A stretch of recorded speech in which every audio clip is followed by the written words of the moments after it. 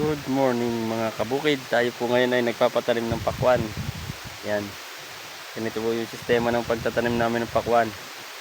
Binubudbudan po ng abono. Una po ay ginagawan po muna ng kanal. Yan, para po maalma pag nagpatubig. Tapos ang tanim po ay kabilaan ng kanal. Pagka po nakanalan, bubudbudan ng abono. Tapos pag po nabudbudan ng abono, ganito po lalamasin.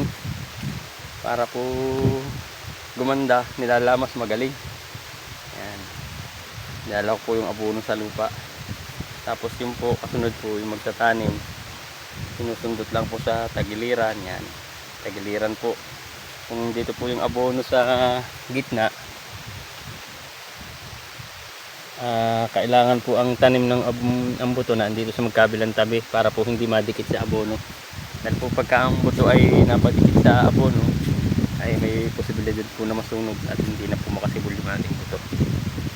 So ganun po lang kasimple yan, may kanal po, tapos kabilaan ng kanal para po madaling magpatubig. Yan. Tapos mabilis lang po pagka ganito yung sistema. Yan, makapisa po, may mga damo po yan, nirotor lang po muna itong tataniman. Pero kung may damo na yan, isprehan po yan ng grass barn, ng glyphosate. Tapos po pagka nag-glyphosate, ay di yan, malilinis na yan. Pag ganito pong di kanal, iwas dilig po. Mahirap po kasing magdilig. Marami po tayong trabaho pag po napasabay sa tanim ng mais, sibuyas, spray ng mangga, hindi na po halos natin madiligan. Kaya po nangyayari,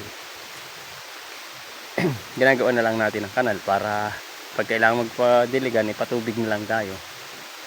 Sa ganitong sistema po, napakabilis din ang pagtatanim. Kung isang hektarya ay 6 na tao lang natanim, maaga pang nangyayari.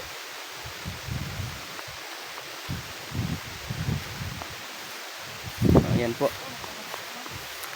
Yan po ay 6 sila.